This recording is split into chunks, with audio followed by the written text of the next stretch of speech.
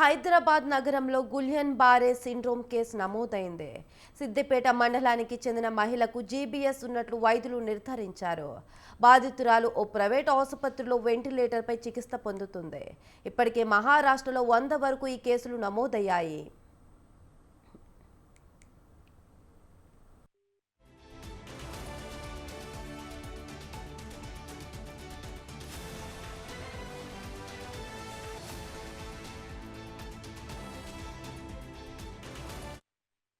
గత కొన్ని రోజులుగా మహారాష్ట్రలో గులియన్ బారే సిండ్రోమ్ కేసులు నమోదవడం ఆందోళనకు గురిచేస్తుంది. బ్యాక్టీరియా, వైరల్ ఇన్ఫెక్షన్ కారణంగా బలహీన రోగ నిరోధక శక్తి కలిగి ఉన్న వ్యక్తులు ఈ జీబీఎస్ బారిన పడే అవకాశాలు ఉంటాయని వైద్యులు తెలిపారు. శరీరానికి సోకిన ఇన్ఫెక్షన్కు ప్రతిస్పందించే రోగ నిరోధక వ్యవస్థ పొరపాటున నరాలపై దాడి చేసే అరుదైన పరిస్థితి ఇది.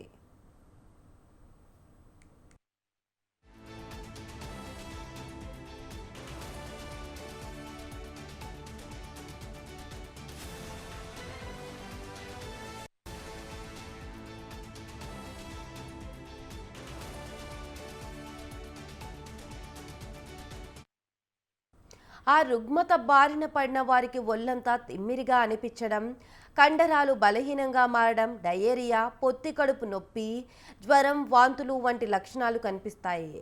కలుషిత ఆహారం, నీటి ద్వారా ఈ బ్యాక్టీరియా సోకుతుందని వైద్యులు చెబుతున్నారు. అయితే ప్రజలు భయాందోళనకు గురి కావద్దని, జీబీఎస్ అంటువ్యాధి కాదని, చికిత్సతో నయం చేయొచ్చని వైద్యులు చెబుతున్నారు.